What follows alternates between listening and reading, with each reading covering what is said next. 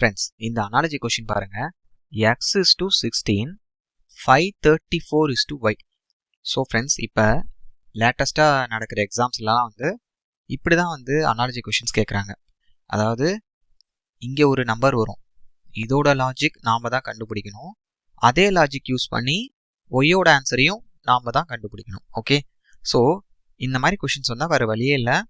நாம் இந்த 4 ஆப்ஷன்ஸ் கொடுத்துருக்காங்கல்ல, ஒவ்வொன்றா நம்ம செக் பண்ணோம். ஓகே, நான் உங்களுக்கு டைரெக்டாக ஆன்சர் சொல்கிறேன், உங்களுக்கு ஈஸியாக புரியும். ஸோ இந்த கொஷினுக்கு ஆப்ஷன் சி தான் ஆன்சர். இங்கே பாருங்களேன், எக்ஸுக்கு 414 அஷ்யூம் பண்ணிக்கோங்க. ஸோ 414, அப்போ கொஷின் எப்படி மாறிடும், 414 is to 16. ஸோ 414 யூஸ் பண்ணி எப்படி 16 வருதுன்னா, இந்த நம்பரோட டிஜிட்ஸை மல்டிபிள் பண்ணுங்க.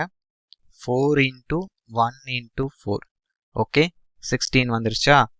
ஓகே, இப்போ இதே லாஜிக் 534க்கு அப்ளை பண்ணுங்க friends. So 5 into 3 15, 15 into 4 60. So இங்கே ஒய்யோட வேல்யூ 60 இருக்கா? அப்போ இதுதான் ஃப்ரெண்ட்ஸ் லாஜிக்.